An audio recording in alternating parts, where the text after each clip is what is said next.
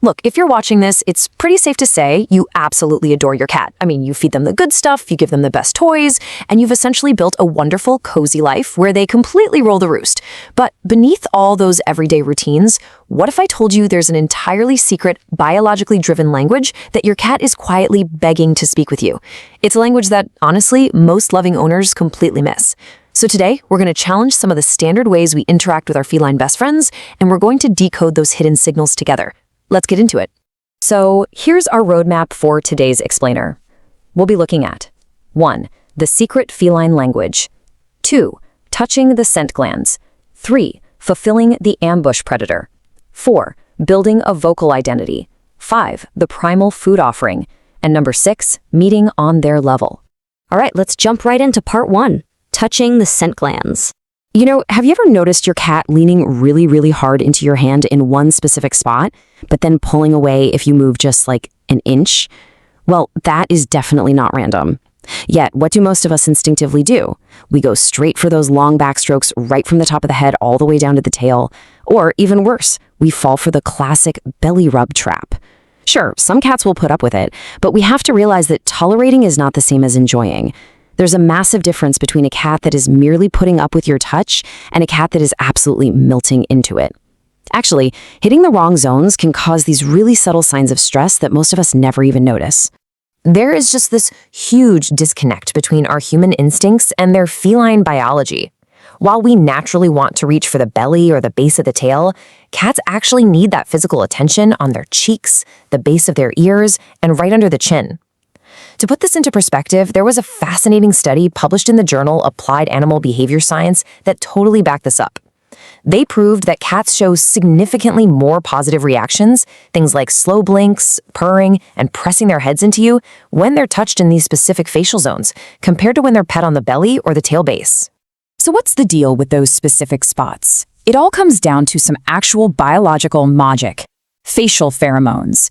Basically, these are chemical signals that are released from a cat's scent glands whenever they get rubbed, and they communicate comfort, safety, and deep trust. When you slowly scratch those exact areas, you aren't just giving them a nice little massage, you are directly triggering a biological response that literally tells your cat's brain, hey, this person is my safe home. Moving right along to part 2, fulfilling the ambush predator.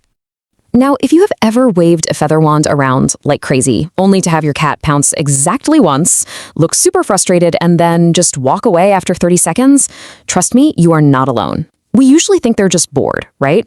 But they aren't bored at all. We're just playing the totally wrong game. Cats are not chasers, they are ambush predators. By definition, they rely on stealth, calculating observation, and set-in strikes. They don't naturally run for miles and miles after their prey.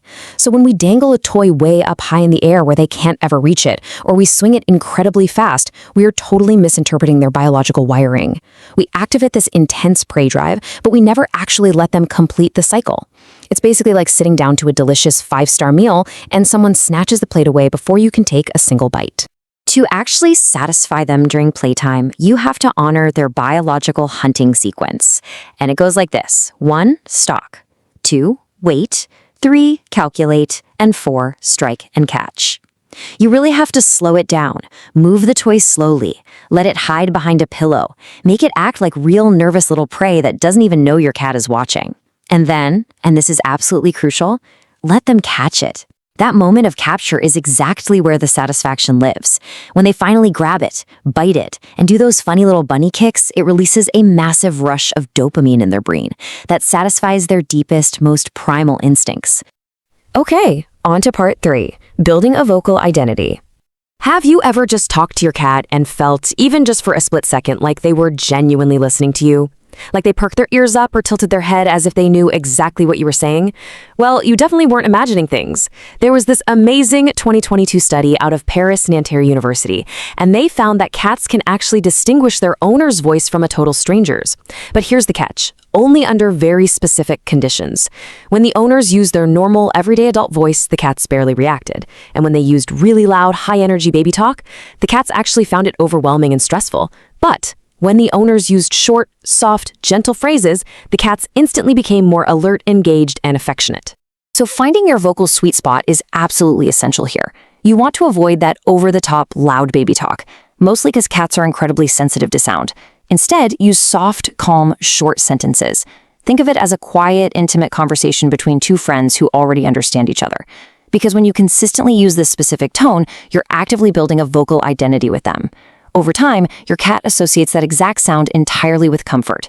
Your voice literally becomes an undeniable signal of safety.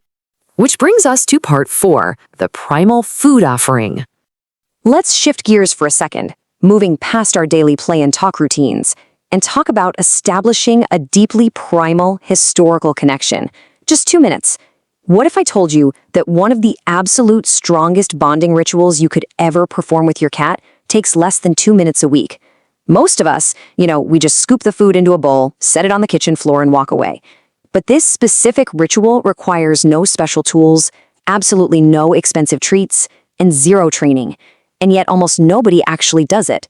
It's all about replicating the wild. Simply offering a few pieces of kibble directly from your open, flat palm mimics the exact way a mother cat brings prey back to her kittens. This behavior is hardwired directly into their biology. It is literally one of the very first experiences of trust a cat ever has in their entire life. By offering food this way, you're speaking a language that goes back thousands and thousands of years. Now, if they hesitate at first, don't force it. The real beauty of this technique is all in the warm, gentle repetition.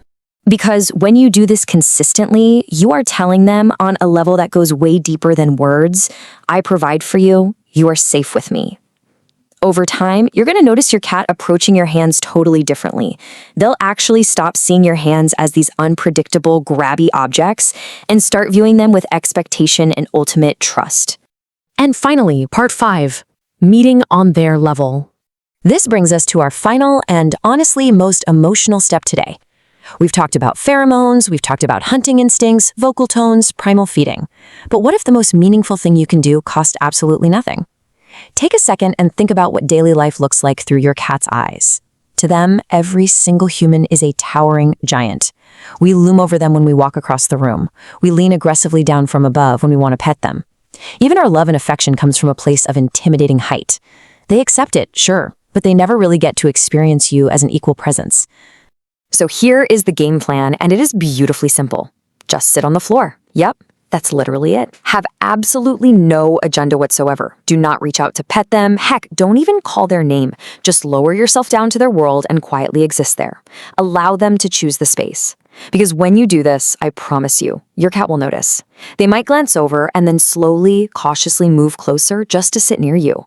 That space that they close on their own terms without you towering over them or asking anything from them, that is pure, unadulterated trust.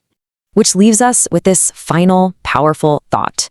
Are you ready to make yourself small enough to meet them in their world tonight? The secret language of cats really isn't complicated.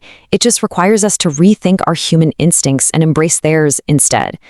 Give these steps a try and just watch your connection deepen in ways you probably never thought possible. Thanks so much for joining me for this explainer, and I will catch you on the next one.